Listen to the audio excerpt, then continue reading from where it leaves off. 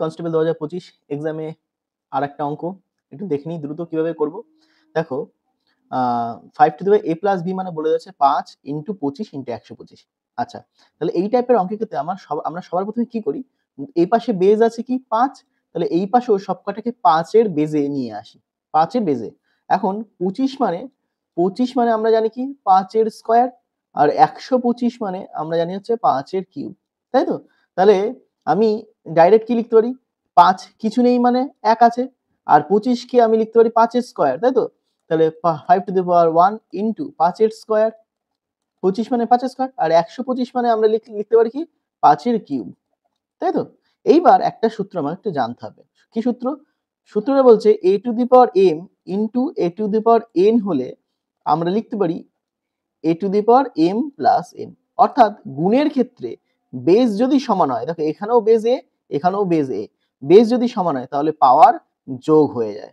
আবার বলছি, গুণের ক্ষেত্রে বেস যদি সমান হয়, আগে প্রথম কন্ডিশন হচ্ছে বেস সমান হতে হবে, বেস সমান হলে তবেই কিন্তু পাওয়ারটা যোগ হয়ে যাবে।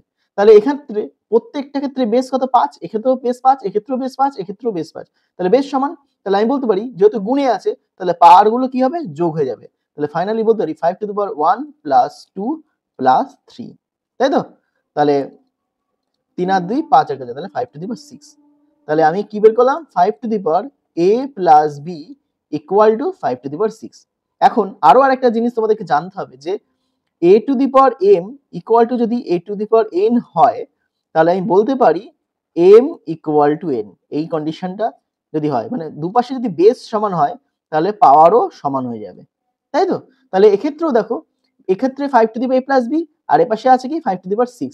তাই এপাশে দুপাশেই কিন্তু বেসটা সমান, দুপাশে বেস 5, তাহলে আমি ফাইনালি বলতে পারি যে a প্লাস b এর মান হচ্ছে 6, তাই তো?